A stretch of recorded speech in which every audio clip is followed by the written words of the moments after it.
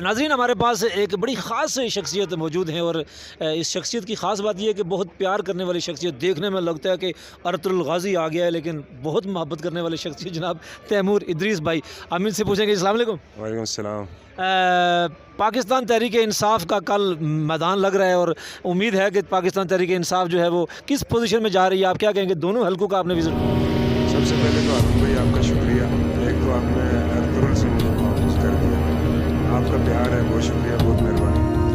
हलकों की पोजीशन बस्ती की पूछ रहे हैं और हमारे पहले 5 की बता दें फिर बस्ती की बता दें। हमारा 5 इंशाल्लाह जी बहुत अच्छा है, बहुत अच्छा जा रहा है। कैंपेन हुई है, ज़बरदस्त कैंपेन हुई है।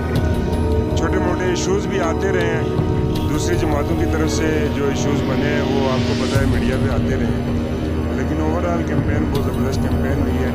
अहमद सगीर ने डट के कैंपेन की है, सगीर साहब के जो बाकी भाई हैं और जितने भी सगीर साहब के कारकुनान और पाकिस्तान तहरीक इंसाफ के कारकुनान, इमरान खान के सिपाही, सब लोगों ने बिल्कुल मिलके बहुत मेहनत की है और इंशाल्लाह बहुत अच्छी पोजीशन और बहुत बड़े मार्जिन से है। वस्ती को किस नज़र से?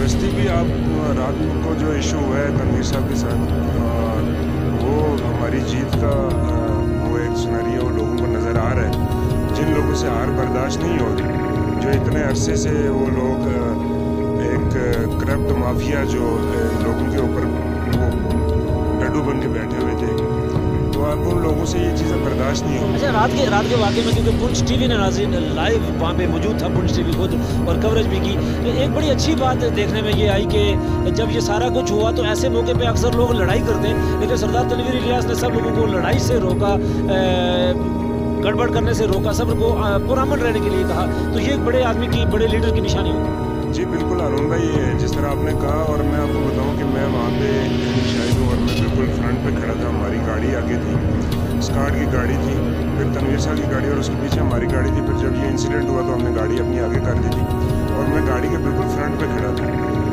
और तनवीर साहब हमें वहाँ पे भी यही ताकीद करते रहे। हमने जब तनवीर साहब या आगे उन्होंने फायरिंग वगैरह शुरू कर दी, तो जाहिर है जब कारकुनान होते हैं तो सारे लोग अपनी तैयारी में होते हैं। ऐसी बात नहीं है कि कोई खाली आज जाके कैंपेन करता है, अपनी अपनी तैयारी में होते हैं लोग। लेकिन हम ये नहीं चाहते होते कि कोई किसी तरह की किसी से कोई बदमाशी की जाए या कोई इस तरह का, कैंपेन कर रहे होते हैं। लेकिन जब ये इस तरह के लोग आगे आते हैं तो उनको जवाब भी देना होता है।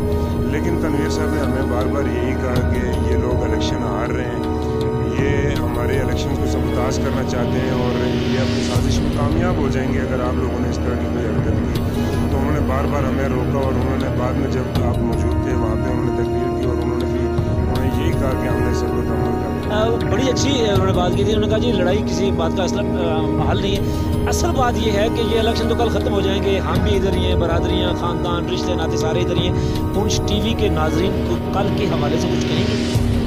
मैं तमाम नाजरीन, तमाम अपने दोस्तों भाइयों से गुजारिश करूँगा कि कल अपने अपने पोलिंग स्टेशंस पे आप भरपूर तरीके से लोगों को वहाँ पे ताउन करें और वहाँ पे अगर मौसम साफ़ हुआ, धूप हुई, गर्मी भी होगी, वहाँ पे शरबत बना के रखें। अपने तहरीक इंसाफ के जो यूथ के जो लड़के हैं वहाँ पे कैंप रखें, वहाँ पे हर किस्म की सहूलत होनी चाहिए। कोई मरीज़ आए उसको देखें, उसको पोलिंग स्टेशन में लेके जाना, वोट पोल कराना, और तमाम लोग बिल्कुल ख़ास करके जो अमन व अमान की फ़ज़ा है उसको कायम रखना। और इंशाअल्लाह अपनी मोर के ज़रिए हम कल इंशाअल्लाह जो है ना एक नया सूरज तुलू होगा जो हमारे लिए नवीद लेके। बहुत शुक्रिया जी, बहुत शुक्रिया।